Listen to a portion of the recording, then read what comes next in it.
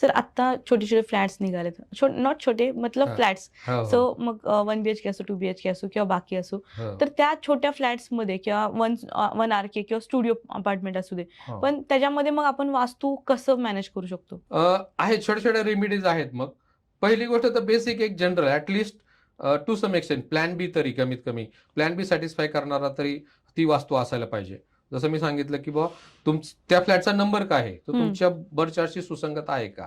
ते पहिलं पहा. जर नसेल तर घेऊ नका. I will hmm, request not to take that.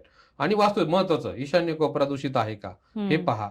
नंतर ब्रह्मस्थान त्याचं जे आहे तेच ॲटलीस्ट ते मोकळं पाहिजे. त्याच्यावर काही कन्स्ट्रक्शन केलेलं नसावं, कॉलम नसावा.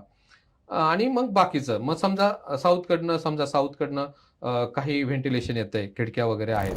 मग अशा वेळी आपण अ, त्यासमोर हं, मिरर लावून येणारी जी निगेटिव्ह एनर्जी आहे, ती निगेटिव्ह एनर्जी आपण परत पाठवू शकतो. हं, आणि जी पॉझिटिव्ह एनर्जी येते, हं, ती स्टोअर करण्यासाठी आपण मग त्या ठिकाणी चांगलं व्हेंटिलेशन आपण विंड चाइम्स साधारण वायव्य कोपरा जो आहे, हं. वायव्य कोपऱ्यामध्ये आपण विंड चाइम्स लावू शकतो आणि त्याच्यामुळं ते विंड चाइम्स जर लावलं तर त्यांनी पॉझिटिव्ह एनर्जी आपल्याला तिथून मिळते हं, आणि आपल्या भरभराटीसाठी त्याची मदत होते. हं. खूप मस्त. हा हा एक पॉइंट खूप छान सांगितला तुम्ही हो. विंडचॅमचा. असं मला असं वाटत होतं, की अरे फक्त हे शोसाठी आपण हो, लावतोय. हो. पण त्याचा एक वास्तुशास्त्र काय म्हणतात त्याला त्या दृष्टिकोनातून. दृष्टिकोनातून एक उपयोग आहे. येस. ओके.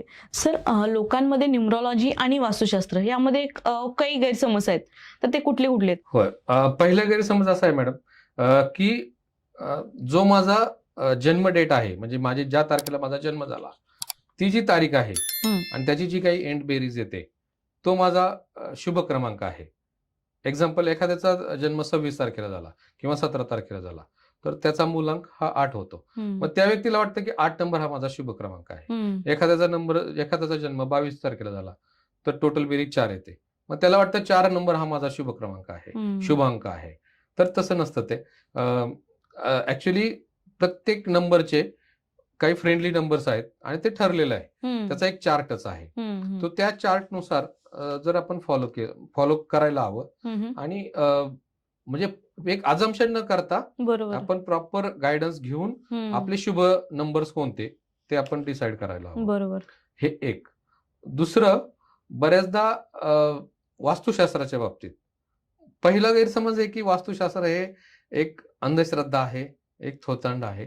तर मला सर्व प्रेक्षकांना आपल्याला सांगावसं वाटेल, की आपले पूर्वज खूप हुशार होते. हं, त्यांनी हा सगळा खूप डीप एनालिसिस करून, खूप चांगला अभ्यास करून ही शास्त्र निर्माण केलेली आहेत. तर ही शास्त्र म्हणजे अंधश्रद्धा नक्कीच नाही, हं, थोतांड नक्कीच नाही. हं, ज्यावेळेस आपण दैनंदिन जीवनामध्ये आपल्या आजूबाजूची लोकं अभ्यासतो, हं, आपण आजूबाजूची ज्यावेळेस त्यांचे एक्सपिरियन्सेस पाहतो हं, आणि हं, त्यावेळेस डीप एनालिसिस केल्यानंतर असं लक्षात येतं, की न्यूमरॉलॉजी आणि वास्तुशास्त्र हं. ही खरंच खूप सहाय्य करणारी शास्त्र आहेत बरोबर. आणि त्याच्याकडे अंधश्रद्धा म्हणून दुर्लक्ष केलं तर शेवटी लॉस आपलाच होणार आहे. हं, त्यामुळे ही जी शास्त्र आहेत, ही एक सहाय्यकारी आपल्याला मदत करणारी शास्त्र आहेत आणि त्यांचा आपण आपल्या फायद्यासाठी वापर करून घेतला पाहिजे. बरोबर.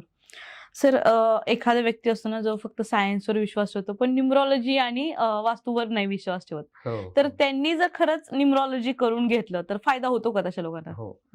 मॅडम मला स्वतःच तुम्हाला सांगावं वाटेल, की हं, मी हं. सायन्सचा स्टुडंट आहे. हं, हं. I am a mechanical engineer आणि लास्ट 23 इयर्स मी मेकॅनिकल इंजिनिअरिंग करतोय एका चांगल्या एम-एन-सी ऑर्गनायझेशनमध्ये प्रोडक्शन मॅनेजर म्हणून काम करतो आहे. सो मी स्वतः सायन्सचा स्टुडंट आहे. वैज्ञानिक दृष्टिकोन मी पण बाळगतो. पण एक स्पिरिच्युअल बेसही आहे आणि ज्यावेळेस आपण आपल्या आजूबाजूला घडणाऱ्या गोष्टी हं, ज्यावेळेस आपण पाहतो, त्याचा अभ्यास करतो. ज्यावेळेस जे काही मी न्यूमरोलॉजिकल माझा जो स्टडी आहे, त्याच्या सुरुवातीला जे काही मी शिकलो हं, आणि आमचे गुरु आम्हाला नेहमी सांगतात, हं. "मानो मत जानो." बरं. तुम्ही केवळ मी सांगतोय किंवा मी शिकवतोय म्हणून तुम्ही लगेच त्याच्यावर ब्लाइंडली विश्वास ठेवू नका. बरं.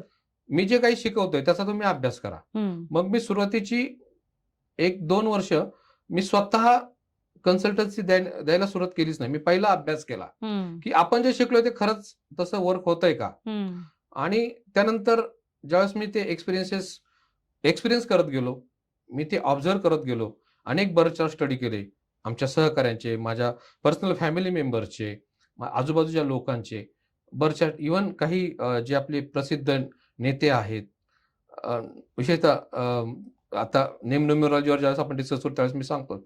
पण हा सगळा अभ्यास केल्यानंतर असं लक्षात आलं की अरे यार, हे सायन्स खरंच खूप चांगलं आहे आणि हे वर्क करतंय. आणि मग तो अभ्यास आणि ते एकदा माझा विश्वास बसला आणि एकदा तो अभ्यास इट वर्क्स, इट हेल्पफुल हे लक्षात आल्यानंतर मग मी लोकांना कन्सल्टन्सी द्यायला चालू केली. सो गेले ओव्हरऑल 5 वर्ष मी या सायन्सचा अभ्यास करतोय आणि 3 वर्ष मी कन्सल्टन्सी देतोय आणि लोकांना त्याचे खूप चांगले रिझल्ट मिळत आहेत आणि क्लायंट्स त्याची नक्कीच त्याची मदत होते आणि त्याचा फायदा होतोय. So these are really good sciences. Okay.